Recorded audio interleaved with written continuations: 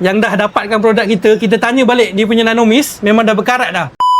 G Auto Spa ni dekat Bandar Seri Permaisuri Ceras, antara kita punya dealer juga yang dah dapatkan produk Kevlar penghapus lipas nombor 1 di Malaysia. Macam biasa, kalau dah muka saya datang dekat kawas dan juga auto detailing, takkanlah saya nak sekadar pusing-pusing je. Saya nak tanya terus dia punya staff, macam mana feedback customer yang dah gunakan Kevlar. Jom masuk. Ini dia punya cawangan kedua Oh, Assalamualaikum bang. Waalaikumsalam. Apa servis yang ada dekat G Auto Spa ni? Kami ada buat polish, cuci kerusi, cuci engine, buat coating pun ada.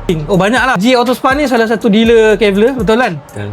So nak tanyalah sikit feedback customer yang dah guna Kevlar dekat sini. Customer bilang di sini wangi, baru lipas pun semua mati. Lagipun kalau guna Kevlar ni jimat masa sedikit, sebab kalau pakai Nanomis kan dia kena tarik-tarik wayar. Kalau ni dia tinggal tekan saja dekat dalam, dah boleh buat. Lagi satu, kesan dia tu lama kan. Dia tak macam Nanomis. Sekarang Nanomis ada pakai lagi? Masih ada tapi jarang. Itulah kebanyakan kawas dan juga auto detailing yang kita pergi, yang dah dapatkan produk kita tanya balik dia punya Nanomis, memang dah berkarat dah. Dekat G Auto Spa ni pun diorang dah lama dah tak pakai, jarang-jarang je pakai, sebab diorang dah ada Kevlar fresh, dapat hapuskan lipas. Bakteria boleh. Dia lagipun dia harum bau lemon. Untuk owner anak kawas dekat luar sana, jangan lupa gunakan Kevlar untuk tambah nilai dekat kawas korang.